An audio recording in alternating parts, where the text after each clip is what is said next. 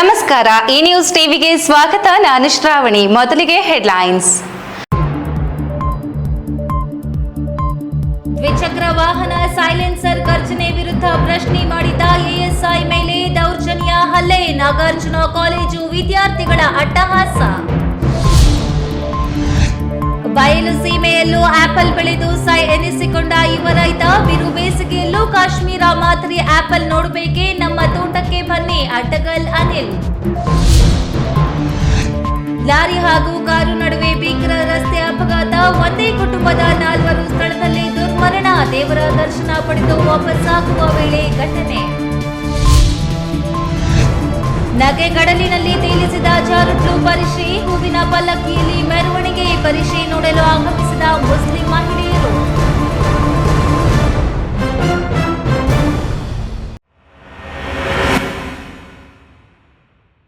ವಾರ್ತೆಗಳ ವಿವರ. ಕರ್ತವ್ಯ ನಿರತ ಪೊಲೀಸರ ಮೇಲೆ ಕಾಲೇಜು ವಿದ್ಯಾರ್ಥಿಗಳು ಗುಂಪು ಕಟ್ಟಿಕೊಂಡು ಬಂದು ಹಲ್ಲೆ ನಡೆಸಿ ಅವಾಚ್ಯ ಶಬ್ದಗಳಿಂದ ನಿಂದಿಸಿ ಲಾಠಿ ಕಿತ್ತುಕೊಂಡು ಕೈಯಿಂದ ಗುದ್ದಿ ನೆಲಕ್ಕೆ ಬೀಳಿಸಿ ಕಾಲಿನಿಂದ ಒದ್ದು ಗಾಯಗೊಳಿಸಿದ ಘಟನೆ ನಿನ್ನೆ ಸಂಜೆ ಚಿಕ್ಕಬಳ್ಳಾಪುರ ಹೊರವಲಯ ನಾಗಾರ್ಜುನ ಕಾಲೇಜು ಬಳಿ ನಡೆದಿತ್ತು. ಆ ಗಲಭೆಗೆ ಸಂಬಂಧಿಸಿದಂತೆ 10 ವಿದ್ಯಾರ್ಥಿಗಳ ಮೇಲೆ ದೂರು ದಾಖಲಾಗಿದ್ದು, ಅವರ ಪೈಕಿ 3 ವಿದ್ಯಾರ್ಥಿಗಳನ್ನ ಅರೆಸ್ಟ್ ಮಾಡಲಾಗಿದ್ದು, ಉಳಿದವರ ತಲಾಶೆ ಮಾಡಲಾಗ್ತಿದೆ.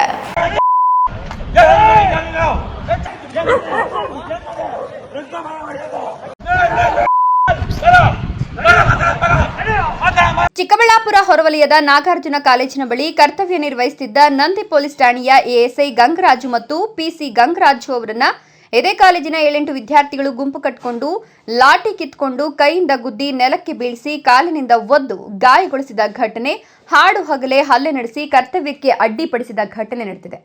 ಬೈಕ್ನಲ್ಲಿ ಅಳವಡಿಸಲಾಗಿದ್ದ ಕರ್ಕಶ ಶಬ್ದದ ಸೈಲೆನ್ಸರ್ ಅನ್ನ ಬದಲಾಯಿಸಿ, ಇಲ್ಲಾಂದ್ರೆ ನಿಮ್ಮ ಮೇಲೆ ಕ್ರಮ ಕೈಗೊಳ್ಳಬೇಕಾಗ್ತದೆ ಅಂತ ಎಎಸ್ಐ ಗಂಗರಾಜು ಹಾಗೂ ಪಿಸಿ ಗಂಗರಾಜು ವಿದ್ಯಾರ್ಥಿಗಳಿಗೆ ಎಚ್ಚರಿಕೆ ನೀಡಿದರು. ಇದರಿಂದ ಕೆರಳಿದ ವಿದ್ಯಾರ್ಥಿಗಳು ಸಮವಸ್ತ್ರದಲ್ಲಿದ್ದ ಎಎಸ್ಐ ಗಂಗರಾಜು ಮೇಲೆಯೇ ಗುಂಪು ಕಟ್ಟಿಕೊಂಡು ಹಲ್ಲೆ ನಡೆಸಿದ್ದಾರೆ. ಸಾರ್ವಜನಿಕವಾಗಿ ಕಾನೂನು ಪಾಲಕರಿಗೆ ಧಮಕಿ ಹಾಕಿದ ಈ ಘಟನೆಯ ದೃಶ್ಯಗಳು ಲಭ್ಯವಾಗಿದ್ದು, ಮೊಬೈಲ್ ವಿಡಿಯೋದಲ್ಲಿ ಸೆರೆಯಾಗಿದ್ದು, ಅದನ್ನು ಸಾಮಾಜಿಕ ಜಾಲತಾಣಗಳಲ್ಲಿ ಅಪ್ಲೋಡ್ ಮಾಡಲಾಗಿತ್ತು. ಕರ್ತವ್ಯದಲ್ಲಿ ನಿರತರಾಗಿದ್ದ ಪೊಲೀಸರ ಮೇಲೆ ಹಲ್ಲೆ ಪ್ರಕರಣ ದಾಖಲಿಸಿಕೊಂಡು ಕ್ರಮ ಕೈಗೊಂಡಿದ್ದಾರೆ. ಗುಂಪು ಕಟ್ಟಿಕೊಂಡು ಪೊಲೀಸರ ಮೇಲೆ ದೌರ್ಜನ್ಯ ನಡೆಸಿದ ಪುಂಡ ವಿದ್ಯಾರ್ಥಿಗಳ ವಿರುದ್ಧ ದೂರು ದಾಖಲಾಗಿದ್ದು, ಆ ಪೈಕಿ ನಾಗಾರ್ಜುನ ಕಾಲೇಜಿನಲ್ಲಿ ಓದುತ್ತಿದ್ದ ಕೋಲಾರದ ರಾಜೇಶ್, ಪಾವಗಡ ರಂಜಿತ್ ಹಾಗೂ ಬಾಗಲಕೋಟೆ ಪ್ರಜ್ವಲ್ ಅನ್ನೋರನ್ನ ಬಂಧಿಸಲಾಗಿದ್ದು, ಉಳಿದವರ ಬಂಧನಕ್ಕೆ ಹುಡುಕಾಟ ನಡೆಸಿದ್ದಾರೆ. ಕುಡಿದು ಕಾಲೇಜು ಮುಂದೆ ತಮ್ಮ 650 ಬುಲೆಟ್ಗಳಿಂದ ಸೈಲೆನ್ಸರ್ನಲ್ಲಿ ಕರ್ಕಶವಾದ ಶಬ್ದ ನಡೆಸಿ ಹುಚ್ಚಾಟ ಮೆರೆತಿದ್ದ ಇವರನ್ನ ಪ್ರಶ್ನಿಸಿದ್ದೇ ಈ ಘಟನೆಗೆ ಕಾರಣವಾಗಿದ್ದು, ಇಂತಹ ಪುಂಡರನ್ನ ಕಾಲೇಜು ಆಡಳಿತ ಮಂಡಳಿ ಮೊದಲು ಕಿತ್ತು ಹೊರಗೆ ಹಾಕಿ ಬುದ್ಧಿ ಕಲಿಸಬೇಕಿದೆ.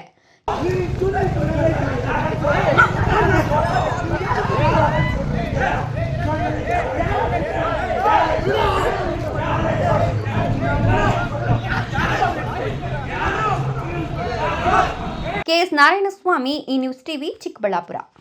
ಬಯಲುಸೀಮೆ ಚಿಕ್ಕಬಳ್ಳಾಪುರ, ಕೋಲಾರ, ಚಿಕ್ಕಬಳ್ಳಾಪುರ ಜಿಲ್ಲೆಗಳಲ್ಲಿ ಜೀವ ನದಿಗಳಿಲ್ಲದೆ 1200 ಅಡಿ ನೀರು ಮೇಲೆತ್ತಿ ಬೆಳೆ ಬೆಳೆಯುತ್ತಿರುವ ರೈತರು ಇಡೀ ರಾಜ್ಯಕ್ಕೆ ಹೂವು, ತರಕಾರಿ, ದ್ರಾಕ್ಷಿ ಬೆಳೆದುಕೊಟ್ಟು ಸೈ ಎನಿಸಿಕೊಂಡಿದ್ದಾರೆ. ಹೊಸ ತಳಿಗಳ ಆವಿಷ್ಕಾರದಲ್ಲಿ ತೊಡಗಿಸಿಕೊಂಡ ರೈತರು ಹೊಸ ಬೆಳೆ ಬೆಳೆದು ಆಕರ್ಷಕರಾಗುವುದು ನಮ್ಮ ರೈತರ ಫ್ಯಾಷನ್ ಆಗಿದ್ದು, ಆ ಸಾಲಿನಲ್ಲಿ ಇಲ್ಲೊಬ್ಬ ಯುವ ರೈತ ಬಿರು ಬೇಸಿಗೆಯಲ್ಲೂ ಕಾಶ್ಮೀರಿ ಆಪಲ್ ಬೆಳೆದು ರಾಜ್ಯದ ಜನರ ಗಮನ ಸೆಳೆದಿದ್ದಾರೆ.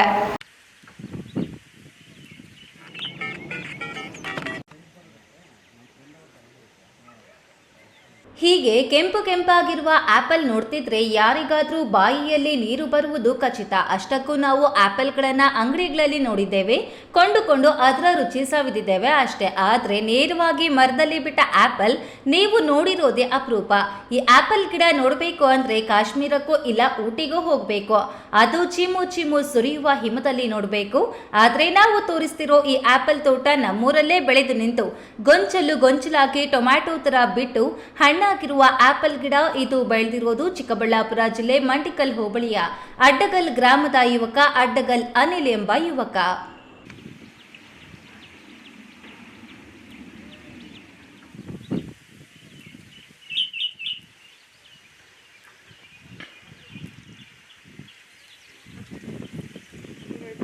ಹೋಗ್ಬೇಕು ಅಂತ ಅಂತಾರೆ, ಅದನ್ನ ಹೇಳೋಣ.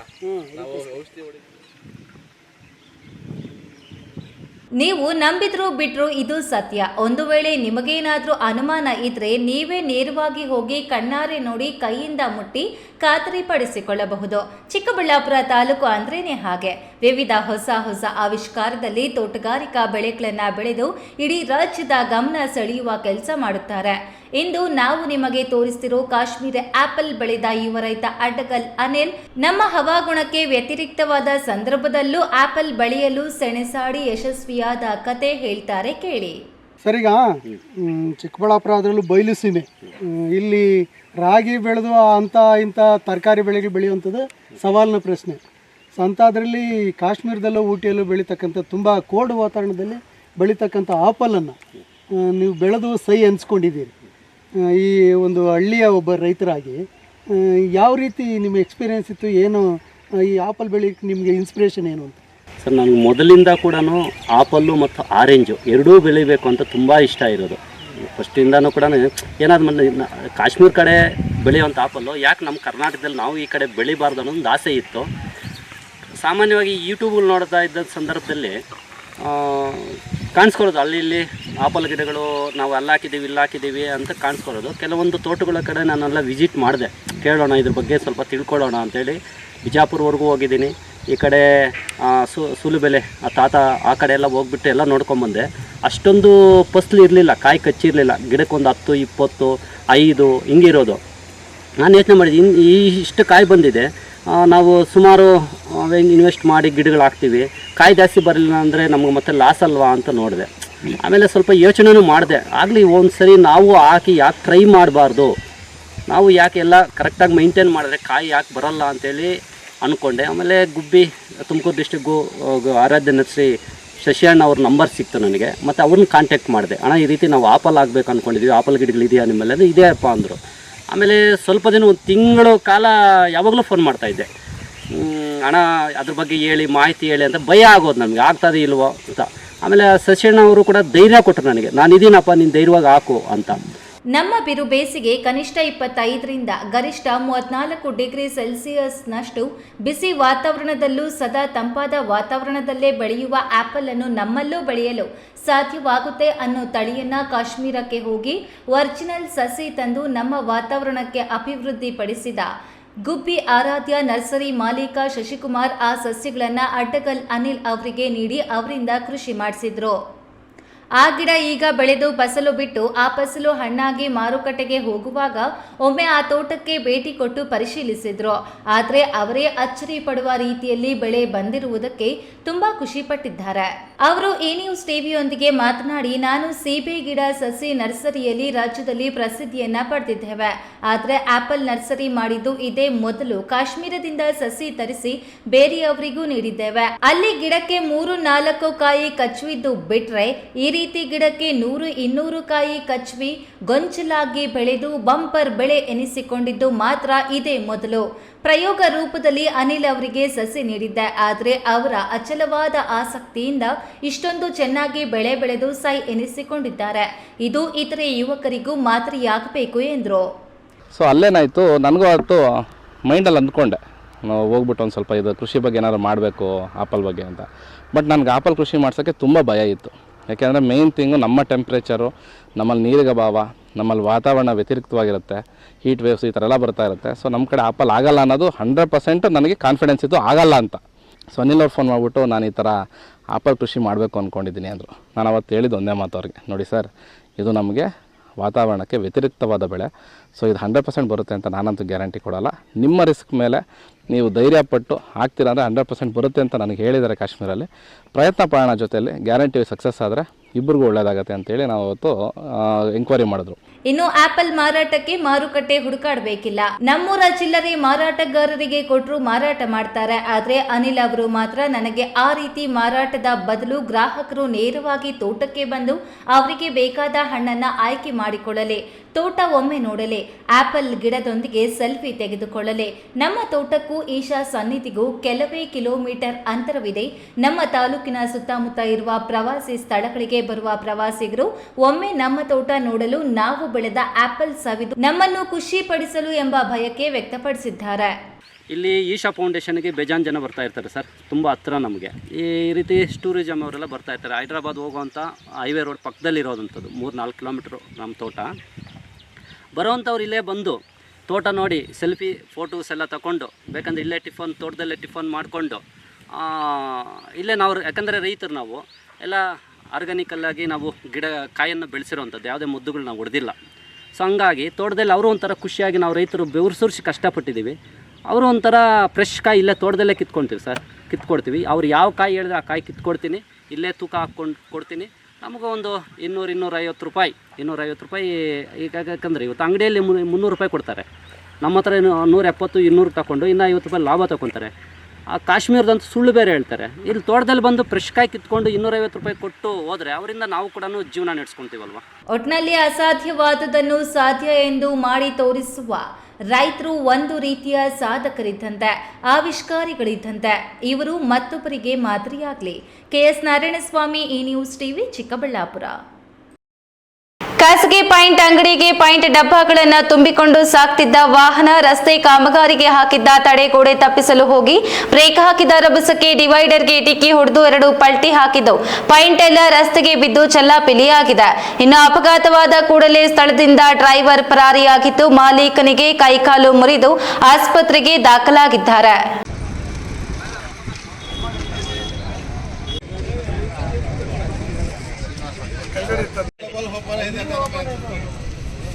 ಚಿಕ್ಕಬಳ್ಳಾಪುರ ನಗರದ ಹೊರವಲಯದ ರಾಷ್ಟ್ರೀಯ ಹೆದ್ದಾರಿ 64ರ ಡಿವೈನ್ ಸಿಟಿ ಸಮೀಪ ಈ ಅಪಘಾತ ಸಂಭವಿಸಿದೆ.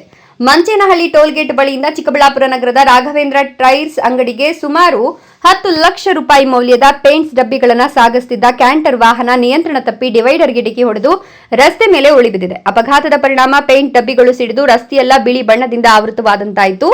ಘಟನೆಯ ಬಳಿಕ ವಾಹನ ಚಾಲಕ ಸ್ಥಳದಿಂದ ಪರಾರಿಯಾಗಿದ್ದು, ವಾಹನದಲ್ಲಿದ್ದ ಮಾಲೀಕ ನಂದನ್ ಹಾಗೂ ಪೇಂಟ್ ಡೆಲಿವರಿ ಸಿಬ್ಬಂದಿಗೆ ಸಣ್ಣ ಪುಟ್ಟ ಗಾಯಗಳಾಗಿವೆ. ಇಬ್ಬರನ್ನು ಕೂಡ ಜಿಲ್ಲಾಸ್ಪತ್ರೆಗೆ ದಾಖಲಿಸಿ ಚಿಕಿತ್ಸೆ ನೀಡಲಾಗುತ್ತಿದೆ. ಮಂಚನಹಳ್ಳಿ ಆಚೆ ಟೋಲ್ ಹತ್ರದಿಂದ ಐಟಮ್ ತೊಗೊಂಬತ್ತಾ ಇದ್ವಿ ಸರ್, 90 ಬಕೆಟ್ ಇದ್ವು. ಅವು ಆಟೋ ಬಾಡಿಗೆ ಮಾತಾಡ್ಕೊಂಡೋಗಿ ಮಾರ್ಕೆಟ್ ಹತ್ರದಿಂದ ತೊಗೊಂಡೋದ್ವಿ. ಬರೋವಾಗ ಡ್ರೈವರು, ನಾನು ಫೋನ್ ಮಾತಾಡ್ತಾ ಇದ್ದೆ, ಡ್ರೈವರ್ ಪಕ್ಕದಲ್ಲಿ ಸೀಟಲ್ಲಿ ಕೂತಿದ್ದೆ, ಆಮೇಲೆ ನಾನು ಫೋನ್ ಕಟ್ ಮಾಡಿ ಹಿಂಗೆ ನೋಡೋಷ್ಟು ಒಳಗಡೆ ಡಿವೈಡ್ರಿಗೆ ಹೊಡೆದ್ಬಿಟ್ಟಿದ್ದೆ ಸರ್. ಅಷ್ಟೊತ್ತಿಗೆ ಗಾಡಿ ಪಲ್ಟಿ ಆಗ್ಬಿಟ್ಟಿತ್ತು, 2 ಪಲ್ಟಿ ಆಗ್ಬಿಟ್ಟಿತ್ತು ಸರ್. ಅಷ್ಟೇ ಗ್ಯಾಪ್ನ ಇದ್ದಿದ್ದು. ಆಮೇಲೆ ಅಲ್ಲಿಂದ ಹಾಸ್ಪಿಟ್ಲಿಗೆ ಕರ್ಕೊಂಬಂದ್ರು ಸರ್. ಒಂದು ಕಾಲಲ್ಲಿ ಆಗಿದ್ದು ಸರ್. ಡ್ರೈವರ್ ಸ್ವಲ್ಪ ಸ್ಪೀಡಲ್ಲೇ ಇದ್ದ, ನಾನು ಫೋನ್ ಮಾತಾಡ್ತಾ ಇದ್ದೆ, ಡ್ರೈವರ್ ಸ್ಪೀಡಲ್ಲಿದ್ದ. ಅದು ಹೆಂಗೆ ಡಿವೈಡ್ರ್ ಹೊಡೆದು ಡಿವೈಡ್ರಿಂದ ಕಂಬಿಗೆ ಟಚ್ ಆಗಿ ಗಾಡಿ ಪಲ್ಟಿ ಆಯಿತು ಸರ್. 2 ಪಲ್ಟಿ ಆಯಿತು. ಒಂದು 10 ಲಕ್ಷ ರೂಪಾಯಿ ಮಾಲ್ ಇತ್ತು ಸರ್. 90 ಬಕೆಟ್ ಇತ್ತು ಸರ್. ಇನ್ನು ಅಪಘಾತದ ದೃಶ್ಯ ಸಮೀಪದ ಸಿಸಿಟಿವಿ ಕ್ಯಾಮೆರಾದಲ್ಲಿ ಸೆರೆಯಾಗಿದೆ. ಡಿವೈಡರ್ಗೆ ಅಳವಡಿಸಿದ ತಡೆಗೋಡೆಯನ್ನು ಒಡೆದು ವಾಹನ ರಸ್ತೆ ಮಧ್ಯೆ ಪಲ್ಟಿ ಹೊಡೆದ ದೃಶ್ಯ ಕಂಡುಬಂದಿದೆ. ಅಪಘಾತದ ಭಾರೀ ಶಬ್ದ ಕೇಳಿ ಸಮೀಪದ ಅಂಗಡಿಗಳಲ್ಲಿದ್ದ ಜನರು ಸ್ಥಳಕ್ಕೆ ಧಾವಿಸಿ ಪೊಲೀಸರಿಗೆ ಮಾಹಿತಿ ನೀಡಿದ್ದಾರೆ.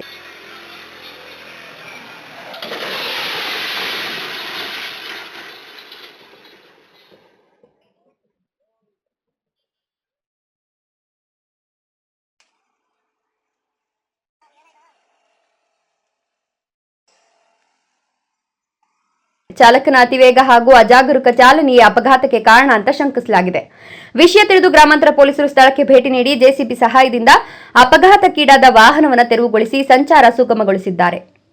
KS ನಾರಾಯಣಸ್ವಾಮಿ, ಈ ನ್ಯೂಸ್ ಟಿವಿ, ಚಿಕ್ಕಬಳ್ಳಾಪುರ. ಇದೀಗ ವಿರಾಮದ ನಂತರ ಈ ನ್ಯೂಸ್ ಟಿವಿ ಮುಂದುವರಿಯುತ್ತದೆ. ಚಿಕ್ಕಬಳ್ಳಾಪುರದ ಪ್ರತಿಷ್ಠಿತ ನ್ಯೂಟನ್ ಇಂಟಿಗ್ರೇಟೆಡ್ PU ಕಾಲೇಜ್ ಸತತ 6 ವರ್ಷಗಳಿಂದ 100ಕ್ಕೆ 100ರಷ್ಟು ಫಲಿತಾಂಶವನ್ನು ಪಡೆದುಕೊಳ್ತಾ ಬಂದಿದೆ. 20 ವರ್ಷಗಳ ಪರಿಣಿತಿ ಹೊಂದಿರುವ ಅನುಭವಿ ಶಿಕ್ಷಕ ತಂಡ, ದಾಖಲಾತಿಗಳು ಪ್ರಾರಂಭವಾಗಿದೆ. Science, PCMB, PCMC, commerce, EVAC ಪ್ರತಿದಿನ ಸಂಜೆ 5ರಿಂದ 7ರವರೆಗೆ ನಿರಂತರ 8 ತಿಂಗಳ ಕಾಲ JEE, ನೀಟ್ ಮತ್ತು KCETಗೆ ವಿಶೇಷ ತರಗತಿಗಳನ್ನು ನಡೆಸಲಾಗುವುದು. ಪ್ರತಿ ವಾರ ಮೈಕ್ರೋ ಶೆಡ್ಯೂಲ್ ಪ್ರಕಾರ ಪರೀಕ್ಷೆ ನಡೆಸಲಾಗುವುದು. ಜಿಲ್ಲೆಗೆ ಪ್ರಥಮ ಸ್ಥಾನವನ್ನು ಪಡೆದುಕೊಂಡಿರುವ ಏಕೈಕ ಸಂಸ್ಥೆ, ನೀಟ್ನಲ್ಲಿ ಉತ್ತಮ ಫಲಿತಾಂಶ ಪಡೆದು ಯಶಾ SL ಮತ್ತು ವೈಶಾಲಿ J ಸರ್ಕಾರಿ ವೈದ್ಯಕೀಯ ಸೀಟು ಪಡೆದುಕೊಂಡಿದ್ದಾರೆ. ಅತಿ ಕಡಿಮೆ ಶುಲ್ಕ, ಗುಣಮಟ್ಟದ ಶಿಕ್ಷಣ ನೀಡೋದು ನಮ್ಮ ಸಂಸ್ಥೆಯ ಧ್ಯೇಯ. ಎಂದೇ ನಿಮ್ಮ ಮಕ್ಕಳನ್ನ ಸೇರಿಸಿ. ಖ್ಯಾತ ಶಸ್ತ್ರಚಿಕಿತ್ಸಾ ತಜ್ಞ ಡಾಕ್ಟರ್ ಪ್ರಶಾಂತ್ ಮೂರ್ತಿ ಸಾರಥ್ಯದಲ್ಲಿ ಆರಂಭಗೊಂಡಿದೆ ಅತ್ಯಾಧುನಿಕ ಸೌಲಭ್ಯಗಳನ್ನು ಒಳಗೊಂಡ ದಿನದ 24 ಗಂಟೆಗಳ ಕಾಲ ಕಾರ್ಯನಿರ್ವಹಿಸುತ್ತಿರುವ ಅಭಯ ಆಸ್ಪತ್ರೆಯಲ್ಲಿ ಎಲ್ಲಾ ರೀತಿಯ ಚಿಕಿತ್ಸೆಗಳು ಲಭ್ಯ. ಗುಣಮಟ್ಟದ ಆರೋಗ್ಯ ಸೇವೆಯನ್ನು ಕೈಗೆಟುಕುವ ದರದಲ್ಲಿ ಒದಗಿಸುವುದು ನಮ್ಮ ಧ್ಯೇಯ. ಚಿಕ್ಕಬಳ್ಳಾಪುರ ಜಿಲ್ಲೆಯಲ್ಲಿ ಆರಂಭಗೊಂಡಿರುವ ಈ ಆಸ್ಪತ್ರೆಯಲ್ಲಿ ಈ ಕೆಳಕಂಡ ಚಿಕಿತ್ಸೆಗಳು ಲಭ್ಯ: ತುರ್ತು ಸೇವೆ, ಜನರಲ್ ಮೆಡಿಸಿನ್, ಜನರಲ್ ಸರ್ಜರಿ, ಮಕ್ಕಳ ತಜ್ಞ ವೈದ್ಯರ ಸೇವೆ, ಎಂಡೋಸ್ಕೋಪಿ, ಮೂಳೆ ರೋಗ ತಜ್ಞರ ಸೇವೆ, ಸ್ತ್ರೀರೋಗ ತಜ್ಞರ ಸೇವೆ, ಗ್ಯಾಸ್ಟ್ರೋಎಂಟರಾಲಜಿ, ಸಿಟಿ ಸ್ಕ್ಯಾನಿಂಗ್, ಅಲ್ಟ್ರಾಸೌಂಡ್ ಹಾಗೂ ಪ್ರಯೋಗಾಲಯ ಸೇವೆಗಳು ಲಭ್ಯವಿದೆ. Looking for the perfect place for your child's bright future?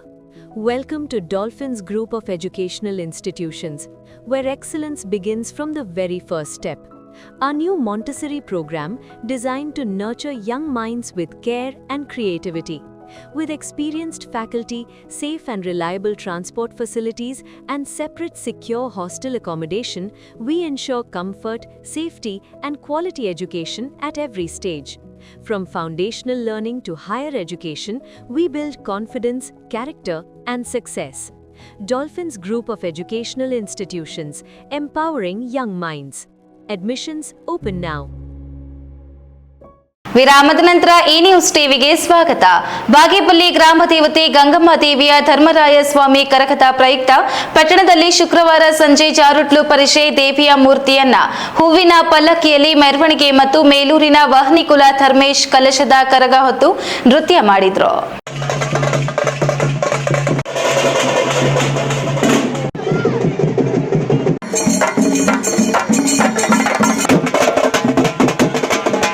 Bagepalli ಪಟ್ಟಣದ ಆವುಲಮಂದಿ ರಸ್ತೆಯ ಜಾಗದಲ್ಲಿ ಕಿತ್ತಳೆ ಅಂಟು ಜೇಡಿ ಮಣ್ಣನ್ನು ಉದ್ದನೆಯ ಕಂಬಕ್ಕೆ ಅಂಟಿಸಲಾಗಿತ್ತು. ಗಂಗಮ್ಮ ದೇವಿಗೆ ಪೂಜೆ ಸಲ್ಲಿಸಿದ ವೀರಕುಮಾರರು ತಮಟೆಗಳ ಶಬ್ದಗಳೊಂದಿಗೆ ಕೈಗಳಲ್ಲಿ ಕೋಲು ಹಿಡಿದು ಹಣೆಗೆ ಕುಂಕುಮ ಜಾರುಟ್ಲು ಕಂಬದವರಿಗೆ ಮೆರವಣಿಗೆ ಮಾಡಿದ್ರು. ಜಾರುಟ್ಲು ಕಂಬಕ್ಕೆ ವೀರಕುಮಾರರು ಪೂಜೆ ಸಲ್ಲಿಸಿದ್ರು. ಉದ್ದನೆಯ ಕಂಬ ಹತ್ತಲು ಯತ್ನಿಸಿದ್ರು. ಆದರೆ ಕಂಬ ಏರಲು ಆಗದ ವೀರಕುಮಾರರು ಕೆಳಗೆ ಜೇಡಿ ಮಣ್ಣಿನಲ್ಲಿ ಬೀಳ್ತಿದ್ದ ದೃಶ್ಯಗಳು ನೆರೆದ ಜನರನ್ನ ನಗೆ ಗಡಿಲಿನಲ್ಲಿ ತೇಲಿಸಿತು. ನೆರೆದ ಜನರು ಸಿಳ್ಳೆ ಚಪ್ಪಾಳೆ ಹೊಡೆದು ಸಂಭ್ರಮಿಸಿದ್ರು. ಜಾರುಟ್ಲು ಪರಿಷೆಯನ್ನು ವೀಕ್ಷಿಸಲು ಮುಸ್ಲಿಂ ಮಹಿಳೆಯರು ಆಗಮಿಸಿದ್ದರು.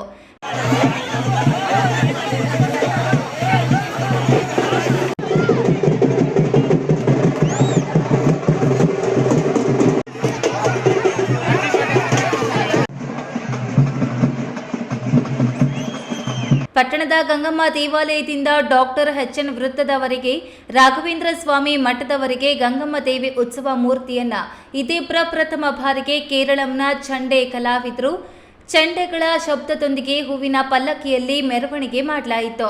ರಸ್ತೆಯ ಇಕ್ಕೆಲೆಗಳಲ್ಲಿ ಭಕ್ತರು ದೇವಿಗೆ ಪೂಜೆ ಸಲ್ಲಿಸಿ ಪ್ರಾರ್ಥಿಸಿದ್ರು. ಪಟ್ಟಣದ ಗಂಗಮ್ಮ ದೇವಾಲಯದಿಂದ ಮೇಲೂರಿನ ವಹ್ನಿಕುಲ ಧರ್ಮೇಶ್ ಕಲಶದ ಕರಗವನ್ನು ತಲೆ ಮೇಲೆ ಹೊತ್ತು ಹೊರಬಂದು ತಮಟೆಗಳ ಶಬ್ದಕ್ಕೆ ಹೆಜ್ಜೆ ಹಾಕಿದ್ರು. ಮುಖ್ಯ ರಸ್ತೆಯಲ್ಲಿ ಕೆಲಕಾಲ ಕಲಶದ ಕರಗ ಪ್ರದರ್ಶನ ಮಾಡಲಾಯಿತು. ರಸ್ತೆಯಲ್ಲಿ ಭಕ್ತರು ಕರಗದ ಸುತ್ತಲೂ ಗೋವಿಂದ ಗೋವಿಂದ ಎಂದು ಕೂಗಿದ್ರು. ತಮಟೆಯ ಶಬ್ದಕ್ಕೆ ಧರ್ಮೇಶ್ ಕಲಶದ ಕರಗ ಹೊತ್ತು ನೃತ್ಯ ಮಾಡಿದ್ರು. ಕಲಶದ ಕರಗ ಜನಮನ ಸೆಳೆಯಿತು. ಈ ವೇಳೆ ಕರಗ ಮಹೋತ್ಸವದ ಸಮಿತಿಯ ನರಸಿಂಹನಾಯ್ಡು, ಎಜಿ ಸುಧಾಕರ್, ಆದಿಮೂರ್ತಿ, ಮರಿಯಪ್ಪ, ಅಶ್ವಥಪ್ಪ, ಮೇಸ್ತ್ರಿ ವೆಂಕಟೇಶ್, ಜಿಜಿ ಶ್ರೀನಿವಾಸ್, ಮಂಜುನಾಥ್ ಮತ್ತಿತರರು ಹಾಜರಿದ್ದರು. ಪಿಎಸ್ ರಾಜೇಶ್, ಈ ನ್ಯೂಸ್ ಟಿವಿ, ಬಾಗೇಪಲ್ಲಿ. ಲಾರಿ ಮತ್ತು ಕಾರು ನಡುವೆ ಸಂಭವಿಸಿದ ಭೀಕರ ಅಪಘಾತದಲ್ಲಿ 4 ಸ್ಥಳದಲ್ಲೇ ಮೃತಪಟ್ಟಿರುವ ದಾರುಣ ಘಟನೆ ತುಮಕೂರು ಜಿಲ್ಲೆ ಕುಣಿಗಲ್ ತಾಲೂಕಿನ ರಾಷ್ಟ್ರೀಯ ಹೆದ್ದಾರಿ 33ರಲ್ಲಿ ಸಂಭವಿಸಿದೆ.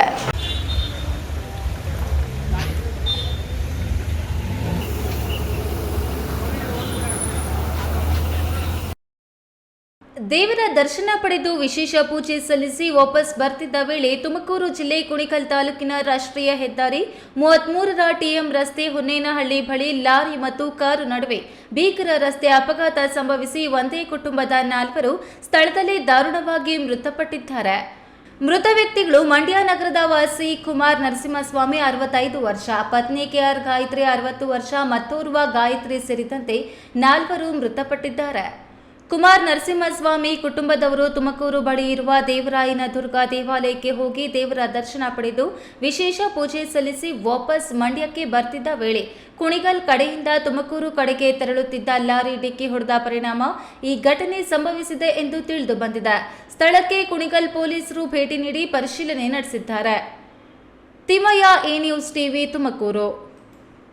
ಭಾರತದ ಬೆನ್ನೆಲುಬಾದ ಕೃಷಿ ಇಂದು ಕೇವಲ ಉಳುಮೆಗೆ ಸೀಮಿತವಾಗಿಲ್ಲ, ಅದು ಅತ್ಯಾಧುನಿಕ ತಂತ್ರಜ್ಞಾನದತ್ತ ಮುಖ ಮಾಡಿದೆ. ಕೋಲಾರದಲ್ಲಿ ಇತ್ತೀಚೆಗೆ ನಡೆದ ವಿಶಿಷ್ಟ ಕಾರ್ಯಾಗಾರವೊಂದು ಇದಕ್ಕೆ ಸಾಕ್ಷಿಯಾಗಿದೆ. ಶ್ರೀನಾಥ್ ಸರ್ ಅವರು ಅನೇಕ ರೀತಿಯಂತಹ ಒಂದು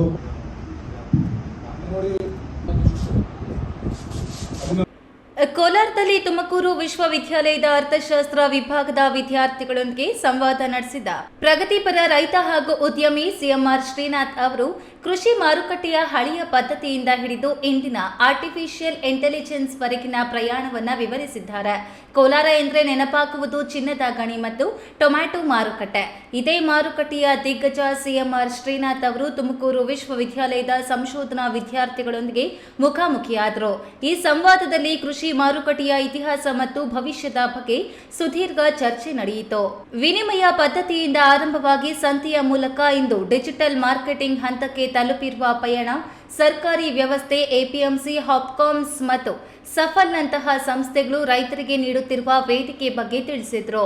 ಈ ವೇಳೆ ಮಾತನಾಡಿದ ಅವರು, ಇವತ್ತು ಕೃಷಿ ಎನ್ನುವುದು ಕೇವಲ ಹೊಲಕ್ಕೆ ಸೀಮಿತವಾಗಿಲ್ಲ. ಅಮೆಜಾನ್, ಝೊಮ್ಯಾಟೊ, ನಿಂಜಾ ಕಾಟನ್ ಅಂತಹ ಬಹುರಾಷ್ಟ್ರೀಯ ಕಂಪನಿಗಳು ಈ ಕ್ಷೇತ್ರದಲ್ಲಿ ಇವೆ. ವಿದ್ಯಾರ್ಥಿಗಳು ಈ ಆಧುನಿಕ ವ್ಯವಸ್ಥೆಯನ್ನ ಅಧ್ಯಯನ ಮಾಡಿ ಕೇವಲ ಉದ್ಯೋಗಾಕಾಂಕ್ಷಿಗಳಾಗದೆ ಸ್ವತಃ ಕೃಷಿ ಉದ್ಯಮಿಗಳಾಗಬೇಕು. ಆಗ ಮಾತ್ರ ದೇಶದ ಆರ್ಥಿಕ ವ್ಯವಸ್ಥೆ ಗಟ್ಟಿಯಾಗುತ್ತದೆ ಎಂದರು. ಅದನ್ನು ನಮ್ಮ ಯೂನಿವರ್ಸಿಟಿಗೆ ನಮ್ಮಿಂದ ಬಂದಿದ್ದಿಲ್ಲ. ತದನಂತರ ವೇರ್ ಹೌಸ್ ಕಾನ್ಸೆಪ್ಟ್ ಅಂತ ಬಂದಿತ್ತು. ಇವೆಲ್ಲ ನೋಡಕ್ ಹೋದ್ರೆ ಖಾಸಗಿ ಶಿಕ್ಷಣ ಸಂಸ್ಥೆಗಳಲ್ಲಿ ಬೇರೆ ಬೇರೆ ಕೋರ್ಸ್ ಇವತ್ತಿನ ಇರ್ತಕ್ಕಂಥ ಅವಶ್ಯಕತೆ ಇರ್ತಕ್ಕಂಥ ಕೋರ್ಸ್ಗಳನ್ನು ಅಳವಡಿಸ್ತಕ್ಕಂಥ ಅವೆಲ್ಲ ನೋಡಿದ್ವಿ. ಅದೆಲ್ಲದಕ್ಕಿಂತ ಮೂಲಭೂತ ನಮಗೆ ಒಂದು ಅರ್ಥಶಾಸ್ತ್ರ ಮತ್ತೆ ಅದಕ್ಕೆ ಬೇಕಾದಂಥ ಒಂದು ಅಕೌಂಟೆನ್ಸಿ ಸಿಸ್ಟಮ್ ಏನಿದೆ, ಅದು ಯಾವುದೇ ಕ್ಷೇತ್ರ ಎಲ್ಲೇ ಹೋದ್ರು ಕೂಡ ಇದು ಮೂಲ, ಅದು ಬೇಕೇ ಬೇಕು. ಇಲ್ಲದೆ ನಾವು ಯಾವುದೇ ರೀತಿ ಒಂದು ವ್ಯವಸ್ಥೆಗಳನ್ನು ನಾವು ಅಳವಡಿಸ್ಕೊಳ್ಳೋಕ್ಕಾಗಲ್ಲ. ಕಾರ್ಯಕ್ರಮದಲ್ಲಿ ಅರ್ಥಶಾಸ್ತ್ರ ವಿಭಾಗದ ಮುಖ್ಯಸ್ಥರಾದ ಡಾಕ್ಟರ್ ರವೀಂದ್ರ ಕುಮಾರ್, ಸಹ ಪ್ರಾಧ್ಯಾಪಕರಾದ ಮುನಿರಾಜು, ಡಾಕ್ಟರ್ ನೀಲಕಂಠ ಸೇರಿದಂತೆ ಹಲವು ಗಣ್ಯರು ಉಪಸ್ಥಿತರಿದ್ದರು. ಸತೀಶ್, ಈ ನ್ಯೂಸ್ ಟಿವಿ, ಕೋಲಾರ. ಬೇಸಿಗೆಯ ಬಿಸಿಲಿನ ತಾಪಕ್ಕೆ ಮನುಷ್ಯರಷ್ಟೇ ಅಲ್ಲ, ಪ್ರಾಣಿ ಪಕ್ಷಿಗಳು ಕೂಡ ತತ್ತರಿಸಿ ಹೋಗಿವೆ. ಆಹಾರ ಮತ್ತು ನೀರಿಲ್ಲದೆ ಪರದಾಡುತ್ತಿರುವ ಮೂಕ ಪ್ರಾಣಿಗಳ ನೆರವಿಗೆ ಗುಡಿಬಂಡೆಯ ಪರಿಸರ ಪ್ರೇಮಿಗಳು ಧಾವಿಸಿದ್ದಾರೆ.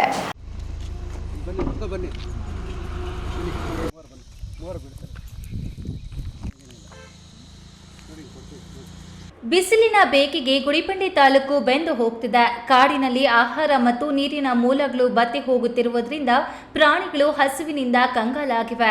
ಇದನ್ನು ಮನಗಂಡ ಜಿಲ್ಲಾ ಪರಿಸರ ವೇದಿಕೆ ಹಾಗೂ ಬೆಂಗಳೂರಿನ ಮಹಿಳಾ ಮಂಡಳಿ ಜಂಟಿಯಾಗಿ ಕೋತಿಗಳಿಗೆ ಬನ್ನು ಮತ್ತು ಬಾಳೆಹಣ್ಣುಗಳನ್ನು ವಿತರಿಸುವ ಮೂಲಕ ಗಮನ ಸೆಳೆದ್ವು. ಜಿಲ್ಲಾ ಪರಿಸರ ವೇದಿಕೆಯ ಅಧ್ಯಕ್ಷ ಗುಂಪು ಮರದ ಆನಂದ್ ಮಾತನಾಡಿ, ಬೇಸಿಗೆಯ ತಾಪಕ್ಕೆ ಪ್ರಾಣಿ ಪಕ್ಷಿಗಳು ನೀರು ಆಹಾರವಿಲ್ಲದೆ ಸಾಯ್ತಿವೆ. ಪ್ರತಿಯೊಬ್ಬರು ತಮ್ಮ ಮನೆಯ ಮಹಡಿ ಮೇಲೆ ಒಂದು ಗಡಿಗೆಯಲ್ಲಿ ನೀರು ಮತ್ತು ಅಕ್ಕಿಯನ್ನ ಇಟ್ಟು ಪ್ರಾಣಿಗಳನ್ನ ರಕ್ಷಿಸಬೇಕು. ಗಿಡ ಮರಗಳನ್ನು ಬೆಳೆಸಿ ಆಶ್ರಯ ನೀಡಿದಾಗ ಮಾತ್ರ ನಮ್ಮ ಜೀವನ ಸಾರ್ಥಕವಾಗುತ್ತದೆ ಎಂದರು. ಆಹಾರಕ್ಕೂ ಕೊರತೆ ಆಗಿರೋಂಥ ಪ್ರಾಣಿಗಳಿಗೆ ಏನನ್ನ ಕೊಡೋಣ ಅಂತ ಹೇಳ್ಬಿಟ್ಟು ಒಂದು ಇವತ್ತು ನಿರ್ಣಯ ಮಾಡಿಬಿಟ್ಟು, ಸೊ ಅದಕ್ಕೆ ಬಾಳೆಹಣ್ಣು ಅಥವಾ ಒಂದು ಬನ್ನುಗಳನ್ನು ಕೊಡೋದಕ್ಕೆ ನಿರ್ಣಯ ಮಾಡಿ ಬೆಂಗಳೂರಿಂದ ನಮ್ಮ ರತ್ನಕ್ಕ ಬಂದಿದ್ದಾರೆ, ಅವರಿಗೆ ಧನ್ಯವಾದಗಳು. ಅದೇ ಸುಮಿತಕ್ಕ ಬಂದಿದ್ದಾರೆ, ಅವ್ರಿಗೂ ಧನ್ಯವಾದಗಳು. ಬೆಂಗಳೂರಿಂದ ಬಂದು ಇಲ್ಲಿಗೆ ಈ ಒಂದು ಆಹಾರ ಕೊಡಬೇಕಂತ ಪ್ರಾಣಿ ದಯಾಸೆಯಿಂದ ಬಂದಿದ್ದಾರೆ ಯಲಹಂಕದಿಂದ. ಅವ್ರಿಗೆ ಅನಂತ ಗುಡಿಬಂಡೆ ಪರವಾಗಿ ನಾನು ಧನ್ಯವಾದಗಳು ಅರ್ಪಿಸ್ತಾ ಇದ್ದೀನಿ. ಇದೇ ರೀತಿ ಯಾಕಂದರೆ ಪ್ರಾಣಿಗಳ ಮೇಲೆ ದಯ ತೋರಬೇಕು. ಯಾಕಂದರೆ ನಮಗೆ ಬಾಯಿ ಇದೆ ಅಲ್ಲಿ ಬೇಕಾದರೂ ಕೇಳ್ಕೊಂಡು ತಿಂತೀವಿ, ಆದರೆ ಪ್ರಾಣಿಗಳು, ಮೂಕ ಪ್ರಾಣಿಗಳು ಪಾಪ ಕೇಳೋಕ್ಕೆ ಇದಾಗೋದಲ್ಲ. ಅಲ್ಲಿ ನೀರು ತೊಟ್ಟಿಗಳು ಇಟ್ಟಿದ್ದೀವಿ, ನೀರು ಕೂಡ ಕುಡಿತವೆ. ಯಾಕೆಂದರೆ ಈ ರೀತಿ ಎಲ್ಲರೂ ಕೂಡ ನಿಮ್ಮ ಮನೆ ಹತ್ರ ಮೇಲೆ ಒಂದು ಅಕ್ಕಿ ಆಗ್ಬೋದು ಪಕ್ಷಿಗಳಿಗೆ ಅಥವಾ ಒಂದು ಬ್ರೆಡ್ಡು ಏನೋ ನಿಮ್ಮ ಕೈಯಲ್ಲಿ ಆದಷ್ಟು ಒಂದು ಪ್ರಾಣಿಗಳ ಮೇಲೆ ದಯ ತೋರಿ ಸಹಾಯ ಮಾಡಿ. ಅವು ಇದೇ ಸಂದರ್ಭದಲ್ಲಿ ಮಹಿಳಾ ಮಂಡಳಿಯ ಅಧ್ಯಕ್ಷೆ ರತ್ನಮ್ಮ ಮಾತನಾಡಿ, ಪ್ರಾಣಿಗಳ ಮೇಲೆ ದಯೆ ಮತ್ತು ಕರುಣೆ ತೋರುವುದು ಪ್ರತಿಯೊಬ್ಬರ ಕರ್ತವ್ಯ. ಅಳಿಲು ಸೇವೆಯ ರೂಪದಲ್ಲಿ ಆಹಾರ ನೀಡಿದರೆ ನಮಗೆ ಪುಣ್ಯ ಲಭಿಸುತ್ತದೆ ಎಂದು ತಿಳಿಸಿದರು. ಕಾರ್ಯಕ್ರಮದಲ್ಲಿ ಪರಿಸರ ವೇದಿಕೆಯ ನಿತಿನ್ ಸಿಂಗ್, ಮಹಿಳಾ ಮಂಡಳಿಯ ಕಾರ್ಯದರ್ಶಿ ಮಂಜುಳಾ ಸೇರಿದಂತೆ ಹಲವು ಗಣ್ಯರು ಭಾಗವಹಿಸಿ ಮಂಗಗಳಿಗೆ ಹಣ್ಣುಗಳನ್ನು ಉಣಬಡಿಸಿದ್ರು. ಮಂಜುನಾಥ್ ಬಿ, ಈ ನ್ಯೂಸ್ ಟಿವಿ, ಗುಡಿಬಂಡೆ. ಇದೀಗ ವಿರಾಮದ ನಂತರ ಈ ನ್ಯೂಸ್ ಟಿವಿ ಮುಂದುವರಿಯುತ್ತದೆ. ವಿದ್ಯಾಮೃತ್ ಪಿಯು ಕಾಲೇಜ್, ಚಿಕ್ಕಬಳ್ಳಾಪುರ. ಚಿಕ್ಕಬಳ್ಳಾಪುರ ನಗರದ ಎಂಜಿ ರಸ್ತೆಯ ಜಿಲ್ಲಾ ಸರ್ಕಾರಿ ಆಸ್ಪತ್ರೆ ಮುಂಭಾಗ 2011ರಲ್ಲಿ ಆರಂಭಗೊಂಡ ವಿದ್ಯಾಮೃತ್ ಪಿಯು ಕಾಲೇಜ್ ಪ್ರತಿ ವರ್ಷ 99% ಫಲಿತಾಂಶ ಪಡೆದಿದ್ದು ಪ್ರತಿ ವಿದ್ಯಾರ್ಥಿಗಳ ಮೇಲೆ ವೈಯಕ್ತಿಕ ಕಾಳಜಿಯನ್ನು ವಹಿಸಿ ಶಿಕ್ಷಣ ನೀಡಲಾಗುತ್ತಿದೆ. ನುರಿತ ಅನುಭವಿ ಉಪನ್ಯಾಸಕ ವೃಂದ, ಸುಸಜ್ಜಿತ ಪ್ರಯೋಗಾಲಯ, ಕ್ರೀಡೆಗೆ ಆದ್ಯತೆ ಹೊಂದಿರುವ ನಮ್ಮ ಕಾಲೇಜಿನಲ್ಲಿ ವಿಜ್ಞಾನ ವಿಭಾಗದಲ್ಲಿ PCMB, PCMCS, ಕಾಮರ್ಸ್ ವಿಭಾಗದಲ್ಲಿ EBACS ಕೋರ್ಸ್ಗಳಿಗೆ ದಾಖಲಾತಿ ಆರಂಭವಾಗಿದೆ.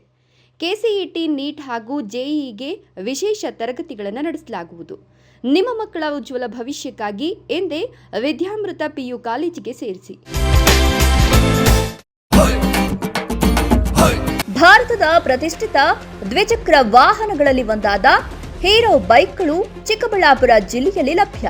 ಉದ್ಯಮಿ ಅಧಿಕೃತ ಡೀಲರ್ ಲಕ್ಷ್ಮೀನಾರಾಯಣ್ ಸಾರಥ್ಯದಲ್ಲಿ ಆರಂಭವಾಗಿರುವ ಶೋರೂಮ್ ಹಲವು ವೈಶಿಷ್ಟ್ಯತೆಗಳಿಂದ ಕೂಡಿದೆ. ಹೀರೋ ಕಂಪನಿಯ ಬೈಕ್ಗಳ ಅಧಿಕೃತ ಮಾರಾಟಗಾರರು ಮತ್ತು ಸರ್ವಿಸ್ ಸೆಂಟರ್ ಸೇವೆಗಳು ಚಿಕ್ಕಬಳ್ಳಾಪುರದಲ್ಲಿ ಈಗ ಲಭ್ಯ. ವಿಳಾಸ ವಿಶಾಲ್ ಮಾರ್ಟ್ ಮುಂಭಾಗ, ಬೇಬಿ ರಸ್ತೆ, ಚಿಕ್ಕಬಳ್ಳಾಪುರ. ಕಷ್ಟಪಟ್ಟು ಹಣ ಕೊಡಿಸಿ ಒಡವೆ ಮಾಡಿಸಿರ್ತೀರಿ. ಮಕ್ಕಳ ಉನ್ನತ ವ್ಯಾಸಕ್ಕೋ, ಅವ್ರ ಮದ್ವೆಗೋ ಅಥವಾ ಯಾವ್ದಾದ್ರೂ ಆರೋಗ್ಯ ಸಮಸ್ಯೆ ಬಂದಾಗ ಹಣ ಬೇಕಾಗತ್ತೆ. ಆ ಚಿನ್ನವನ್ನ ಮಾರೋಕೆ ಅಂತ ಹೋದಾಗ ಬೇಕಾ ಬಿಟ್ಟಿ ಬೆಲೆ ಕೇಳ್ತಾರೆ ಅನ್ನೋ ಚಿಂತೆಲಿದ್ದೀರಾ? ಇನ್ನು ಮುಂದೆ ಆ ಚಿಂತೆ ಮಾಡೋ ಪ್ರಮೇಯನೇ ಇಲ್ಲ.